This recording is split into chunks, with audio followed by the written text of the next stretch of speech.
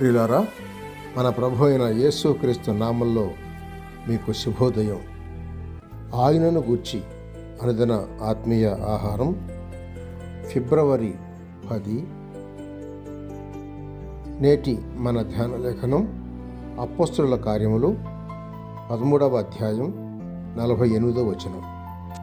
మరియు నిత్యజీవమునకు నిర్ణయింపబడిన వారందరూ విశ్వసించిరి. వ్యాఖ్యాన అంశం: రక్షణ దేవుని నిర్ణయం. వ్యాఖ్యాన అంశం: రక్షణ దేవుని నిర్ణయం. వ్యాఖ్యానం: రక్షణలో దేవుని నిర్ణయం కనిపిస్తోంది. ఒక ప్రక్కను చూస్తే ఎవడనూ నాశనమునకు నియమింపబడలేదు అని మనకు తేటగా తెలుస్తున్నది. 1 తిమోతి పత్రిక 2వ అధ్యాయం 4వ వచనంలోను, 2వ పేతురు పత్రిక 3వ అధ్యాయం 9వ వచనంలోను అందరి ఎడల దేవునికి ఉన్న చిత్తం కనిపిస్తూ ఉంది. అందరూ రక్షణ పొందవలను అని దేవుడు కోరుతున్నాడు. అయినను మరి ఒక ప్రక్కన చూస్తే అందరూ నమ్మరు అని తేటగా తెలుస్తుంది. అందరి కొరకు ద్వారం తెరవబడి ఉన్నది కానీ అందరూ దానిలో ప్రవేశిస్తారా? ప్రవేశింపరు.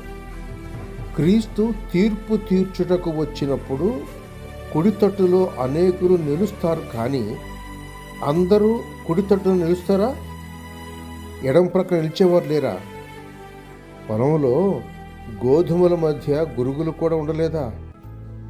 పొలమంతయు గోధుమలే అని క్రీస్తు చెప్పి ఉంటే లోకమంతయు రక్షింపబడతారని నమ్మవలసి వస్తుంది. అలా వ్రాయబడలేదు. జీవం పొందుటకు మీరు నా యొద్దకు రానొల్లరు అని క్రీస్తు యోధా నాయకులతో చెప్పినది దీని అనుబంధం. చూడండి, యోహాను సువార్త 5వ అధ్యాయం 40వ వచనం.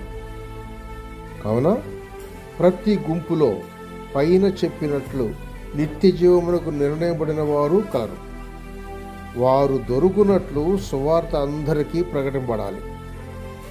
భవిష్యత్ జ్ఞానం గల తండ్రి వినేవారిలో నిర్ణయ శేషం ఏర్పరుస్తాడు. అయితే నాకు నిర్ణయం లేదని మీరు భయపడుతున్నారా? సరి, నేడే క్రీస్తుకు లొంగండి, రక్షింపబడతారు. యోహాను సువార్త 6వ అధ్యాయం 37వ వచనం చూడండి. సహోదరుడు సైలస్ ఫాక్స్. శుభములతో వందనాలు.